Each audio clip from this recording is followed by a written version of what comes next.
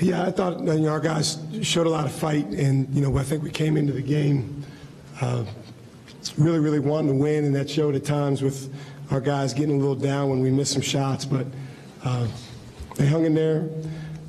What won us the game really was the last 6 minutes of the first half, because I think we were down 10, and then we went into halftime up 3. But you got to give Iowa State a lot of credit for the way they fought and battled, and they had nothing to lose. But our guys hung in there and made enough plays. Thank you, Coach. Questions for Kerwin and Dylan now? Guys, first question will go on your right, here on the aisle. Yeah. Snoop, first off, how is your mouth? What happened? And what happened at halftime? My mouth's pretty good. I was kind of worried because I had braces for a little while, and I was like, all that waste and that money went to waste. So I was really worried about that. But at halftime, I just went to the back and just went and kind of fixed it. They glued it back together. I was like, oh, it looked back normal. I just want to go back out there with my teammates, showing down with them, I'm fighting with them. Is it like what is it, like front jammed in there? Or what is it? It just like split in half. Half the tooth came off. Yeah, so they just glued it back together. That's it.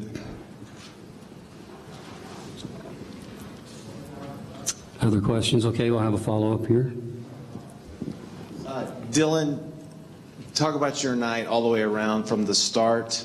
Got hot at the end of the first half, went cold again, then got hot again. Just talk about the whole thing. Well, I think I missed my first 4 or 5 threes and came into a media, and between Coach Smart, Coach Horn, Coach Morrell, everybody on the team, Coach Roos, just continuing to say, let it fly. I mean, I took 12 threes today. Started out sluggish, and then Coach drew up a couple plays to give me the ball inside. Saw the ball go in a few times and felt good from there on out. But, I mean, it was a team effort today, and everybody played great. Okay, we'll move to the right. Snoop, you said you – oh, I'm sorry. Tim Griffin with Cox Media Group. Snoop, you said you had had dental work before. Had you ever been hit in the mouth in a basketball game that hard? Not really. And, like, the crazy thing about it, it didn't even, like, really hurt at the time. I just felt like like wind just going through my mouth like more than normal. And I just looked down, I seen a tooth on about like the free throw. I was like, oh snap, my tooth fell out. So I was just worried about that. And I went to the sideline. I was just wondering, I was just hoping that I don't bleed that much, so I just get back in the game. Okay, here on the aisle, left side. Yeah, Kirk Bowles from the Austin American. Both to Kerwin and Dylan, was this kind of the definition of hanging on and just doing what it takes? Because obviously Iowa State had nothing to lose, like your coach said, and they kept bringing it pretty good. I mean, I wouldn't say it was a definition of nothing to lose. I'd say it's a definition of fighting. We knew it was going to be a fight for 40 minutes tonight, and we took it one game at a time. We wanted to focus on this one, and I think the guys did a great job collectively throughout the game, just having the mindset of fighting and focusing on the next play. Like we said earlier, being at Tennessee, you got nothing to lose. So they came out fighting and swinging. It just seemed like Wendell, he made some great moves. He made some great buckets for his team and tried to keep him in the game. But we just fought too. We won't give up. We just stayed together and just fought. One follow-up, but can you talk about how difficult it was when Mac Coleman got his 4th foul and had to leave to the bench for such a long period of time? It was very difficult, especially out playing with our point guard. As you see, he came in and made like a huge jump shot for us, and we really needed that. But it was difficult because we already showed the guys, and we lost another guy really to foul trouble, and we just have to adjust and just keep fighting and do what it takes. Extreme left here. Thanks, Charlie. Blair Kirchhoff with the Kansas City Star. I came in as you were discussing your tooth. Did it come completely out of your mouth, or was it just broken? It just split in half. Split in half. And what did they do at halftime to get it reattached? Yeah, they basically glued it back together.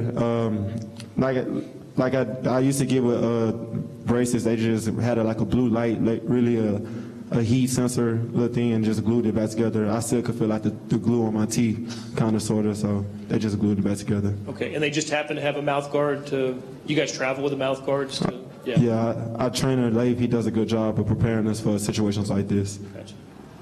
Closing questions now for our student athletes. This on the is for right. both you guys. Jericho Sims had a big game tonight. Just talk about how he's emerging as a rebounding threat over the last few games. Dylan, why don't you go first on that? We knew Jericho could rebound the ball. His athleticism really takes over. He has a knack for, playing above the rim and grabbing everything that comes his way.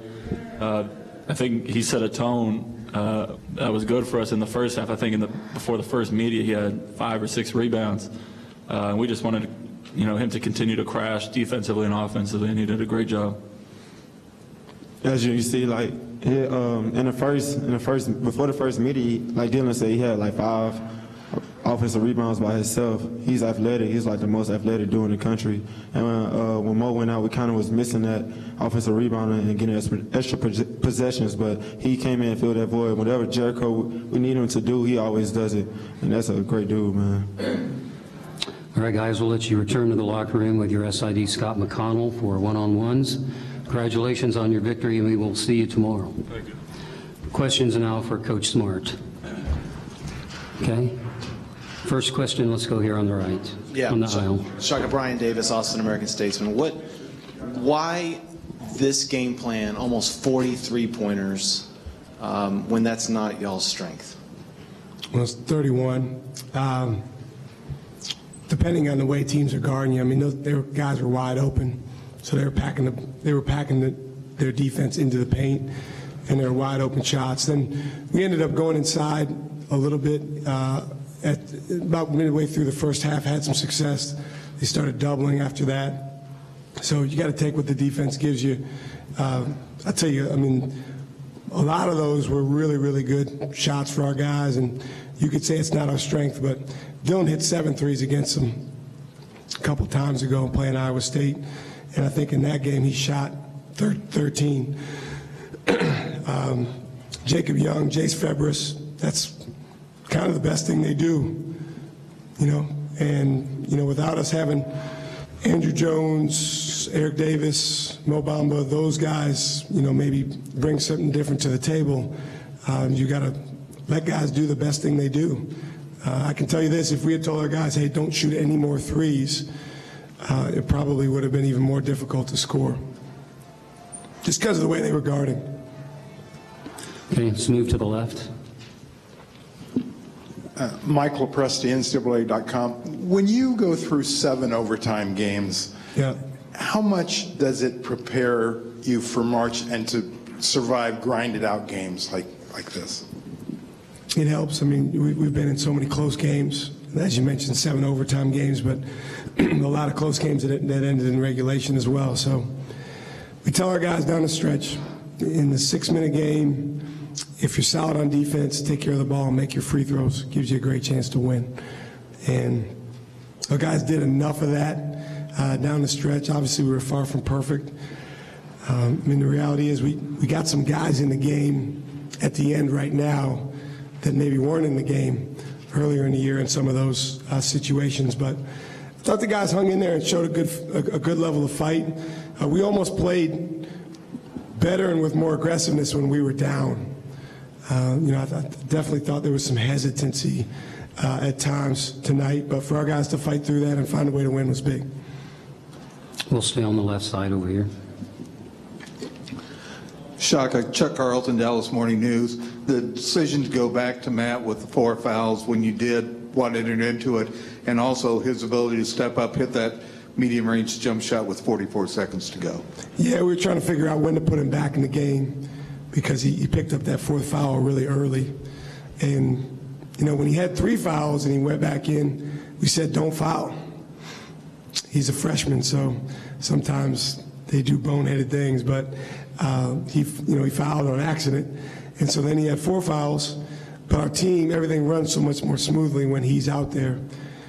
The assistants wanted to put him in a little bit earlier, but I waited till about 6 minutes or so, and then we took him out on defense a couple times just because if it's a close game down the stretch like it was with 1 minute left, we needed someone that could execute our play and then make a play like he did when he hit that jumper. Move to the right.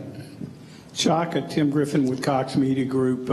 What's the latest on Mo as far as his availability maybe during the rest of the tournament? And then also, what about the way that Kerwin picked up for you guys when he was out or Roach? Yeah, Mo's status is the same. It's day to day.